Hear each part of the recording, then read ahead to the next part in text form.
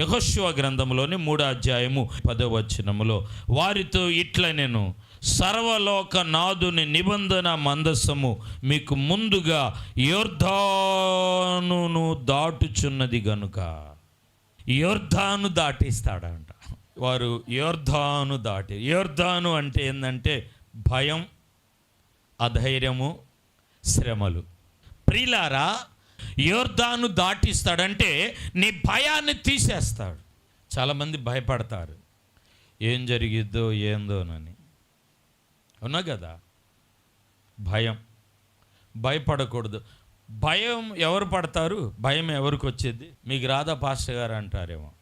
రండి బైబిల్లో ఒక మాట చూద్దాము. సామెతల గ్రంథం 10వ అధ్యాయములో 24వ మాటను చదువుదామా?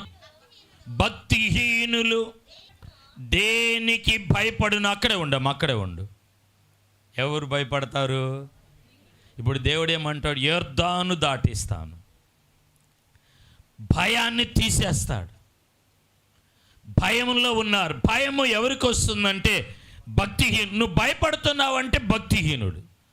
భక్తిహీనులకి భయము. చదువమ్మా. భక్తిహీనులు దేనికి భయపడునో ఏది వచ్చిద్దని మేము భయపడతాము. యోబు గ్రంథంలో మరొక మాట అంటాడు, చదవద్దు కానీ అదే వానికి సంభవించును. నువ్వు భయపడితే అలాగనే ఉంటావు. మనం భయపడకూడదు. చెప్పండి, ఏం చేయకూడదు? భయపడకూడదు. బైబిల్లో అంటున్నాడు, యొర్దాను అంటే భయము, అధైర్యము, శ్రమలు. ప్రియులారా, మనం భయపడకూడదు. మన మీదకి శ్రమలు, శోధనలు వచ్చినప్పుడు మనం అధైర్యపడకూడదు, మనం భయపడకూడదు. ప్రియులారా, యెహోషువ 3:17లో 3వ అధ్యాయం 17వ జనులు యెరికో ఎదుట దాటగా యెహోవా నిబంధన మందసము యాజకులు యొర్దాను మధ్య ఆరిన నేల స్థిరముగా నిలిచిరి. జనులందరూ యొర్దాను దాటుట తుదుముట్టు వరకు ఇశ్రాయేలీలందరూ ఆరిన నేల మీద దాటి వచ్చిరి. ప్రజలు ఆరిన నేలను దాటిరి అంటే యెరికోను దాటారు. ఇందాక యొర్దాను, ఇప్పుడు యెరికోను కూల్చి యెరికోను ఏం చేశారంటే యెరికోను వీరు దాటారు. ఇప్పుడు ఇక్కడ ఒక ఆశీర్వాదాన్ని చెప్పి నేను ప్రార్థన చేస్తాను. ప్రియులారా, బైబిల్లో మనం చూస్తున్నాం దేవుని వాక్యంలో యెరికోను దాటిరి. యెరికో అంటే ఏంది తెలుసా? యెహోషువ 6:26లో యెరికో శాపంతో కూడింది. లూకా 18:35లో యెరికోలో గుడ్డివారు, రోగులు ఉన్నారు. లూకా 10:30లో యెరికో దిగువ భాగములో ఉంది. హెబ్రీ 11:30లో ప్రియులారా యెరికో గోడలు కూలెను. లూకా 19:1-3 అందులో పాపులు నివాసంగా ఉన్నారు. ఇలాంటి యెరికోనే, ఇలాంటి శాపముతో ఉన్నదాన్ని యేసయ్య ఏం చేశాడంటే బాగు చేశాను. చప్పట్లు గట్టిగా కొట్టి మహింపరదాం. శాపము తొలగెను. స్తోత్రం, హల్లెలూయా. అంటే స్వస్థపరచను. గట్టిగా స్తోత్రం చెల్లిదా. హిజ్కియాతో అంటాడు కదా, ఇదిగో నేను నిన్ను బాగు చేసేదను. హిజ్కియాతో అంటాడు.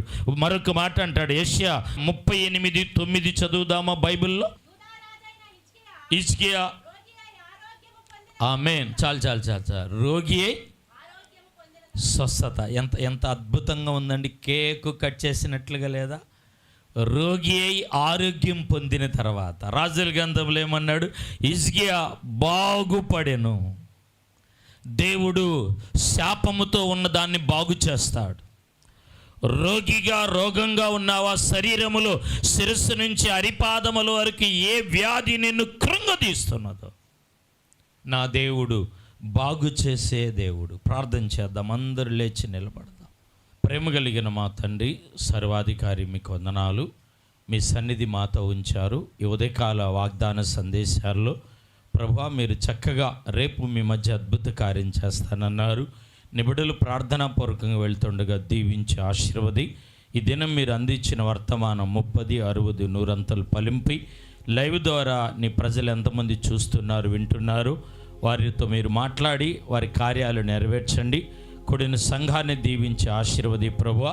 జరుగుతున్న కార్యక్రమాలన్నింటిలో తోడుగా ఉండి తండ్రి, ఎవరెవరికి అవసరతలు ఉన్నాయో తీర్చి మీ నామానికి మహిమ తెచ్చుకో ప్రభువా. ఆర్థికంగా దేవి, శారీరకంగా స్వస్థపరచండి. ఉద్యోగ విషయాల్లో ప్రభువా, ప్రయాణ విషయాల్లో తండ్రి, వివాహ విషయాల్లో తండ్రి మీకు వందనాలు. తోడుగా ఉండి భద్రపరచమని యేసు నామమున ప్రార్థించి అడిగి పొంది ఉన్నాము తండ్రి.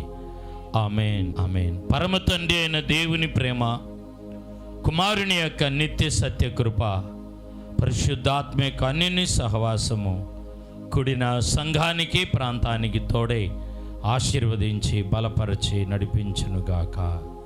ఆమేన్. అందరికీ వందనాలు.